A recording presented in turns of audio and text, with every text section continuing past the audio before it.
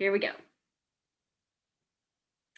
All right, welcome everyone to the second in our series of Lift Literature Conversations, where we're starting a conversation around literacy in Lake Tahoe.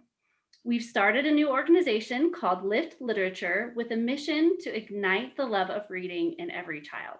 We value creative ideas, empowered readers, and a reading culture. This organization just really started out as a call to do a random act of kindness this fall. And together with my book club, we started sponsoring book purchases in several classrooms in our elementary schools. And now we're expanding to help classroom libraries for English teachers at our middle school. This project's called Lifting Spirits Through Literature. And we really want to grow this and especially support teachers and classrooms through the hardships of 2020 and beyond. We want to think of creative ideas to bridge learning gaps from 2020 and keep our teachers, students, and families encouraged to keep learning. So if you want to find out more, you can go to liftliterature.com or follow Lift Literature on Facebook or Instagram. So let's get into the interview. Today, I have the great pleasure of interviewing Marlene Moyer. She is a teacher at the middle school. She is in her 18th year of teaching. She teaches grades 5 through 7. She currently teaches 7th grade English at South Tahoe Middle School. After college, she moved to Lake Tahoe and has lived here for nearly 23 years with her partner, Tim, and their children. Her kids are in 3rd grade at Bijou and a freshman at the high school. She's also lived for a few years in Houston, Texas, and near Manchester, England. Welcome, Marlene. It's so wonderful to have you join me today. Thank you, Melissa. I'm so excited to be here. What a just fabulous thing that you've started and something that we're so excited to be a part of. Thank you. Well, I'm just so excited just to get to know you more and just to hear. I just have been blown away at some of the wonderful things that you guys at the middle school are doing with our students. And I'm so excited just to share that with the rest of the community. But before we get into those details, I just want to learn and just hear a little bit more of your story. So if you could just tell us where you grew up and what made you want to become a teacher. We'd love just to get to know you. Yeah, so I grew up in Atascadero, California, which is on the 101 right between San Francisco and LA, just north of San Luis Obispo, near the coast, near Morro Bay. I grew up in a family of 5 kids, a mom and a dad. Went to Atascadero High School. And I think the thing that really drew me to teaching was a really deep calling. I grew up in a family that had a lot of personal struggles, and it was kind of a painful childhood for me in some regards. And I can relate to kids. And I think that there was a few teachers in my life who made me feel seen and never gave up on me. And I kind of want to be that story that kids carry around in their body, that story that informs them of some of their potential, some of their greatness that maybe they don't see. So I love teaching all types of kids. I have a master's degree in teaching gifted kids, but I think one of my greater callings is really working with kids who've had really some challenges and maybe some trauma and some difficulties that I can stick with them. That is so amazing. I mean, thank goodness for teachers who are willing to do that and just to fight for kids and to show them just a new way. So just, wow, thank you for sharing that. So Yes. This year, obviously 2020, 2021 has been extremely challenging. What's it been like for you? Oh, it's been so hard. Yeah, super challenging because of the fact, some schools just said, we're not doing hybrid. We're just pulling the plug all year. And, that kind of breaks people's hearts. But our school district, we're just kind of always like, doing these fits and starts, which has been great because I love seeing the kids' faces. But boy, I think literally since the beginning of the school year, I have been in the classroom 14 days. And it hasn't even been like one straight 14-day stretch. It's been like 10 days, pull the plug, 3 days, pull the plug. And so it has been a real challenge. But I work with the most talented group of colleagues. Our ELA department is amazing and super collaborative. Yeah. Super collaborative, super talented, super big-hearted people. So we're putting our best foot forward, and we really try to design curriculum that's engaging and supportive of what's really happening in real life right now. So it's been a challenge, but I work with a great group of people. That's amazing. Yeah, I know just my kids aren't in middle school yet, but just the conversations I was able to have with you and your other group of teachers for our initial conversation when we're talking about getting books for the classroom, I just was so impressed just with the amount of knowledge. I felt like when I was talking to you guys, I learned so much just in one conversation about literacy and reading. Then really it was just like this springboard for me into learning more. And so I just want to say that like we have some amazing educators at the middle school. Thank you. um, so paint a picture for us of the student population at the middle school. What are the demographics like? How do you think families are doing right now? Yeah, so I'll start with demographics. We are a colorful, really lively bunch, and I love it. That really speaks to me. We are 45% Latinx or Latino, and we are 45% European descent, and we are 8% Filipino, and then hodgepodge at the end. So we have a really rich mix of little human beings there. It's pretty exciting, and a really wonderful mix of cultures. So Yeah. I love it. 72% of our kids or somewhere around there are on free and reduced lunch. So that is a big number. So that tells you a lot about where kids are. Um, in terms of what's going on in their families. It's not always a predictor of terrible struggle, but it's hard, and I bet most of those families feel the difficulty.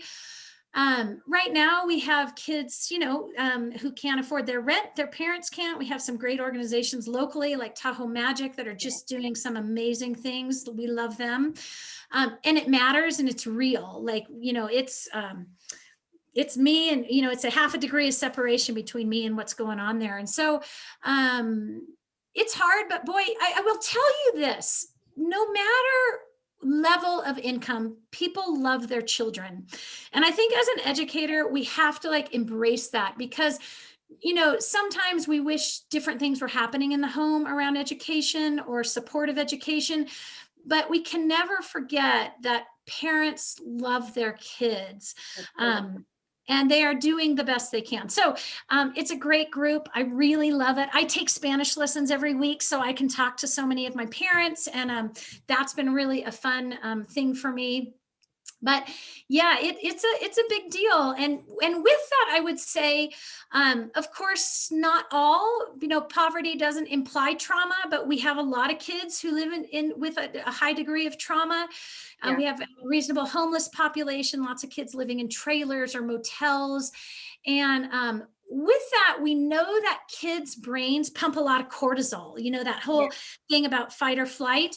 And so we get a lot of kids in our classrooms that have these little brains that have been hyperstimulated. And so that creates some really interesting challenges around behavior and how we can support them. So what I would say is the work you're doing around literacy matches beautifully with our work. And we feel what is happening is directly impacting trauma in a really positive way.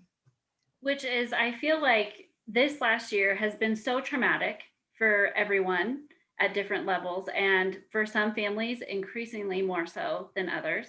And, I liked what we were talking about earlier that, and maybe you can go into this in a little bit of detail, what reading actually does to the brain. I love you were sharing with me about even just like paint that picture of like when kids are coming into your classroom and they are getting access to books, like what is happening to actually in their brains physiologically address some of that trauma? Yeah, so here's what we know, and because I was a kid who grew up in trauma, I have tremendous empathy what's happening in their brains. A lot of times, teachers might just be saying, just focus, knock it off, get focused. But really, I was a kid who had a hard time relaxing my brain, and I didn't really finish a book until I was 25. Now I got a college degree, and I was in honors classes. I wasn't passing the AP tests because I wasn't getting through the books, but I know that feeling. And so when I encourage kids to come in and read, you can see it in them. A lot of them have never finished a book. A lot of them really struggle. At our middle school, we have a wonderful program called Learning Ally that allows us to address reading disabilities and things like that. And so we can offer that where we can have things read to kids who have disabilities. And what we know about the brain waves is, so I often will tell my kids, hey, who feels like they're in the zone? Who feels that relaxed feeling? And they'll raise their hand. And these are kids that, this is not a really common experience for them. And I'll say, who feels it? And I'll say, if they say when they, monitor the brain, neuroscientists that, when you pray or you meditate or you read, you kind of change the wave patterns in your brain, and the kids feel it in their bodies. So not only are we addressing cultural literacy and the ability to read and be a person who feels like they have voice and that they have something to contribute to society, we also are helping counteract some of that trauma in the brain. And I'll tell you, you can feel it in the class. These kids, you can just feel them exhale. So it's a really complex, important thing that we're doing here. Yeah, reading, I think framing reading in the wellness platform, the wellness worldview, or, is really a powerful thing, something I've never thought about. Like when students have a habit of, or even adults or the parents, watching this, when we put in a daily habit of reading into our life, it actually has this huge mental health benefit. And I think that right now, that's one of the things that so many people are struggling with. And how simple just to pick up a book, pick up a magazine, have books available in their homes, in the classroom, so that you can have just a time of being calm, and really putting that out there as a way to address so many issues. Not only does it help you with your mental health, but it's going to be helping with the children's academics and just expanding their worldview and all these different things. It's such a simple solution to so many complex problems. It really is. And so I'll just use myself as an example. So as a person who never really finished books, when I first started finishing books, I felt so much more self-confident. We don't realize it, but reading, as soon as they enter school, that is the currency. That is the currency of how much money do you have. And so if you have any disabilities, if you have trauma, if you don't have a lot of books in your house, you're low on currency in class. And so you really develop your sense of value around literacy. It's such a central piece. And so I love, Melissa, that you picked up on that. I wouldn't even have thought about that, about like the focus on health that you're pointing out.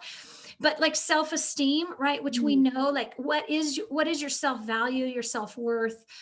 It is pretty profound. So I will tell you, like I'll often ask kids, who asked for the brain that made reading hard? Who asked for the brain? Who said God or whoever, give me the brain that makes reading impossible, or put me in a house where I can't concentrate? And no, it's dead silent. No one raises their hand, but so much of their self-value, they've basically either feel like a failure or not, based on things that they cannot control. So again, we're trying to level that playing field through this approach. It's amazing. So one of the things that I learned as I've been talking with you is that the middle school teachers, you guys have actually you've all come around a specific teaching philosophy through this book. I found it, called The Book Whisperer. And I read it after most of it. I didn't read all the details after you guys recommended it to me. And I wanted to read a quote from this book and hear, your thoughts on how this philosophy impacts your teaching. But I really, really liked it. It says, Reading changes your life. Reading unlocks worlds unknown and forgotten, taking travelers around the world and through time.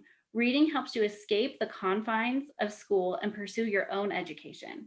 Through characters, the saints and the sinners, real or imagined, reading shows you how to be a better human being. Mm, So that quote, I just want to like have it on my wall because it really mm. is such a powerful uh, explanation of the why, one of the whys behind why Yeah. we promote reading. So Yeah. tell us a little bit more about your take on this book, the uh, book Whisper, and how that's impacting your teaching style. Yeah. So here's what I would tell you. I started teaching 18 years ago and I couldn't get kids to read. And you say read a book, and the ones that have always been reading books read, and everyone else sits and pretends, and they take these absolutely ridiculous trips to the library down the hall, and they don't choose a Aw. book. Yeah. And then they come back with these books that they never read, right? So I realized that early on. I also realized that a lot of teachers' libraries are filled with garbage books Hmm. from the 70s with all these hairstyles that no kid would pick up, right? Very Like practical. yeah, the Babysitter's Club, and it's like all these wonderful books that I know were great at the time. But so one of the great challenges is getting really relevant books, and you got to read them. The magic is when the teacher hit goes, you got to read this book.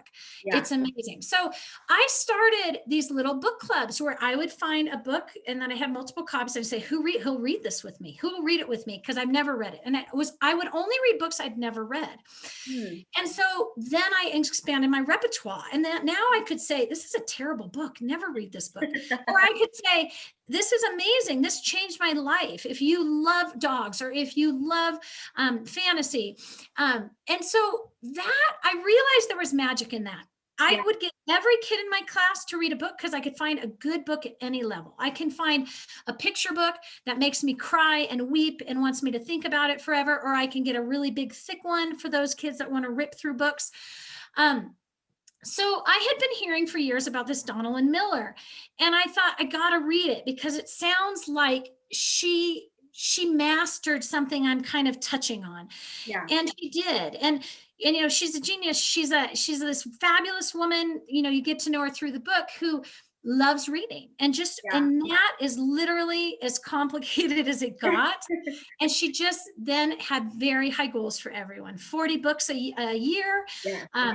kids who have never read, and then they just are excelling on tests. So um, it was exciting because all of a sudden we could write grants, we could try to find money for books, and then we had now all of a sudden all these teachers kind of getting on board with this philosophy, which really is a little bit of a shift from where we have gone in the last 20 or 30 years.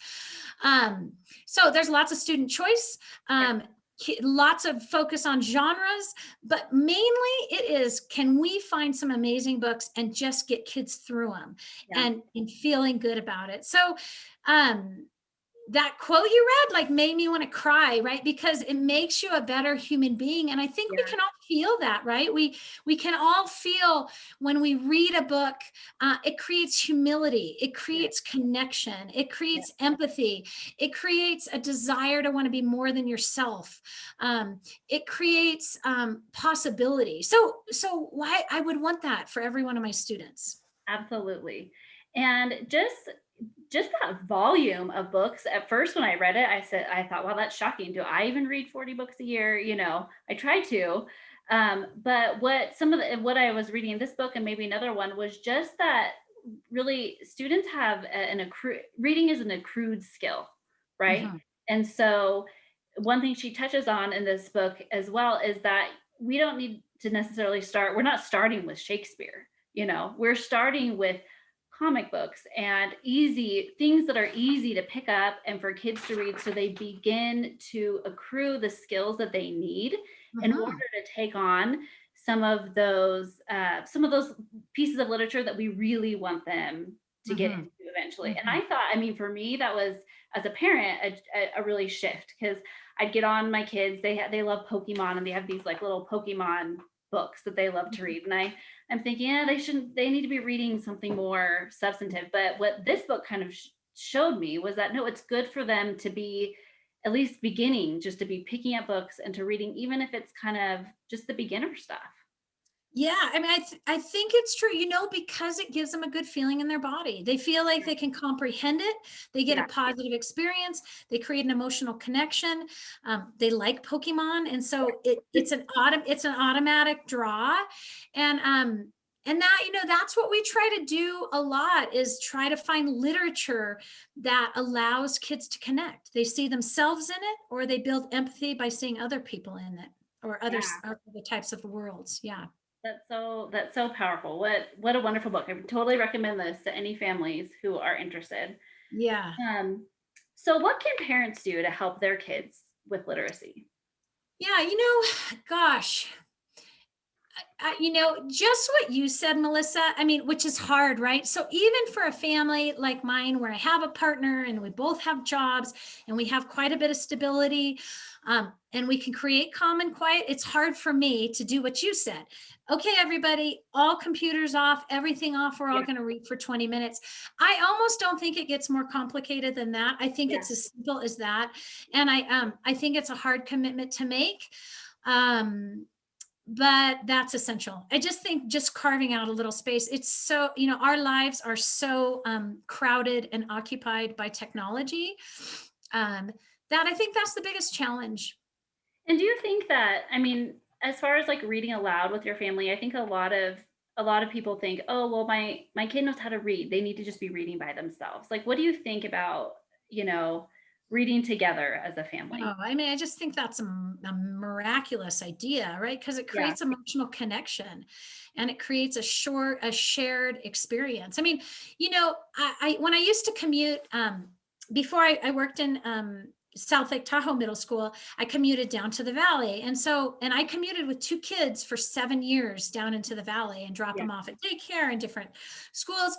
And so I would get books on tape. And I Mhm. have to tell you, my daughter will still say, remember, we listened to that book when I was like 5 years old, and we Remember listened it. up and down the hill. Remember?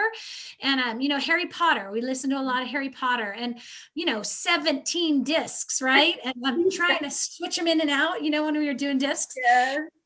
in and out. But, some shared experience around literacy is really powerful, right? So, like right now, oh, and it's killing me. I'm reading a Diary of a Wimpy Kid. I know they're amazing. I know every kid has read them, because Yeah. literally, if no one's read, they've read that. Yeah. And I'm forcing myself to do it because my third grader loves them. I always have a stack of books next to my bedstand, but Yeah. it's one I'm trying to get through because it matters. It creates Yeah. connection.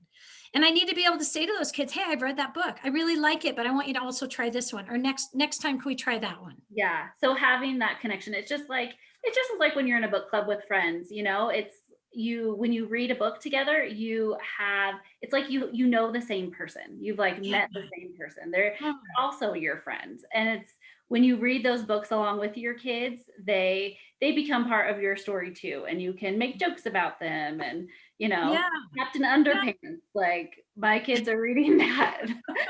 know?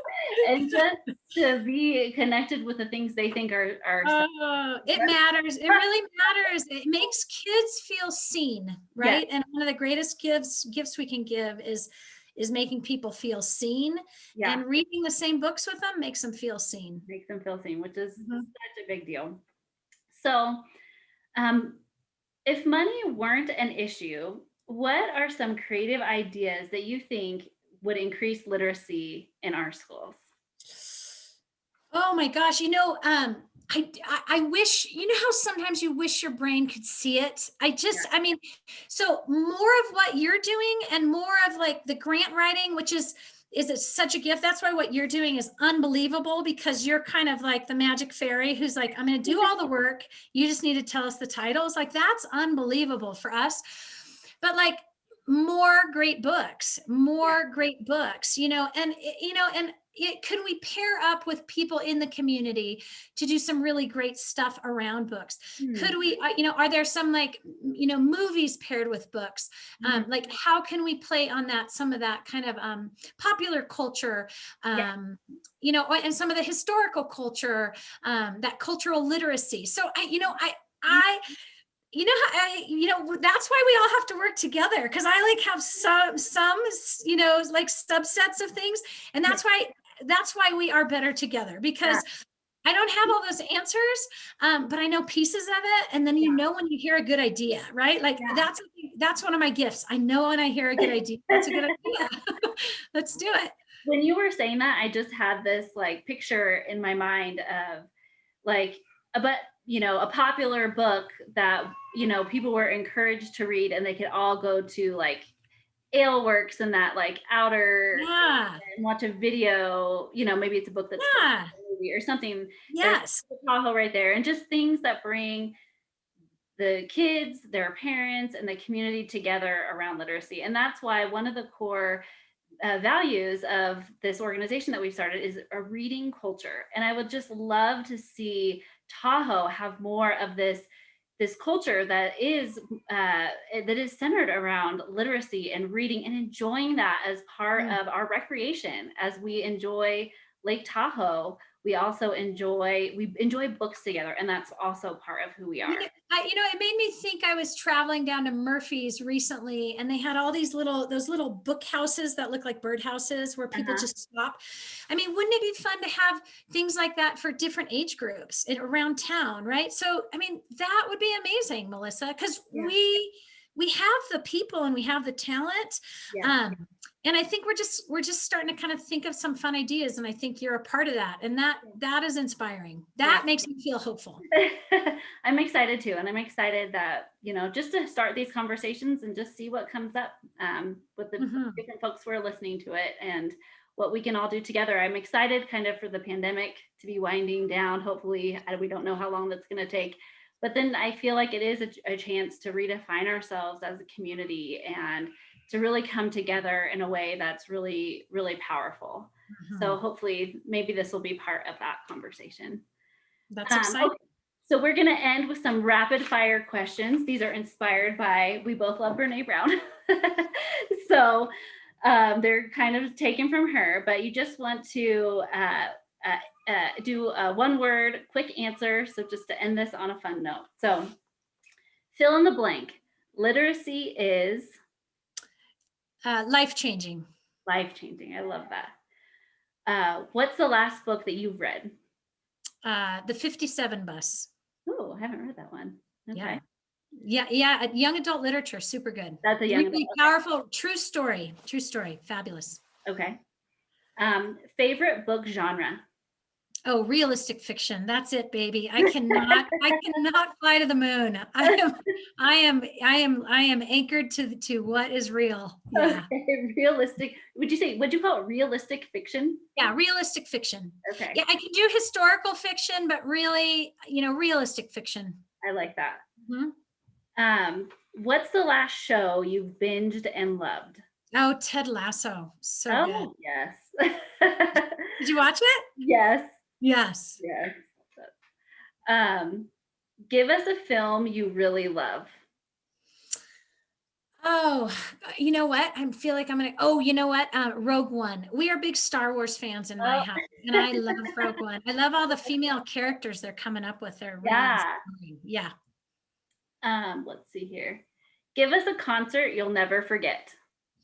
Journey, 17 years old. Not a lot of things were going very well. We weren't making great decisions, but I'll never forget it.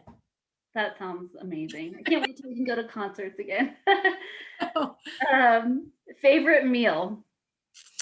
You know what? I think I love a big bowl of Vietnamese pho soup, where you can just get it and it's hot and warm with the noodles and the broth. Yeah, soup does something for my soul. Yeah, that sounds really good right now. Give us a snapshot of an ordinary moment in your life that brings you great joy. Cooking in a clean kitchen. Has to be clean, and it rarely ever is. With no recipes. I love just to cook and kind of create. Yeah. Are you a baker or a cook? No, I'm definitely not a baker. My daughter's the baker. She does everything with sugar, and I do everything savory. And I think, one of the best dishes I can do, which sounds so boring, but I pound chicken and then I stuff it, bread it, and then bake it. I just have mastered that. Like wrap it and stuff, make yummy fillings. You need to send that to me because I have not mastered that. Yeah. No, I don't even work on her off a recipe, but I will tell you how to do it. Easy peasy, lemon squeezy, and so good. Yum. That sounds delish. Okay, last question. What's one thing you're deeply grateful for right now? Talented colleagues. I'm just going to add one more, and just health. I mean, I know everyone's saying it, but boy, do we feel it, because it's felt fragile. Yes, absolutely. Well, Marlene, it was just wonderful to talk to you. My spirits are lifted as usual after our conversations. So thank you so much. And we will be in touch. That sounds great. Thanks so All much, right. Melissa. Keep doing good things. Thank All you. right. Bye.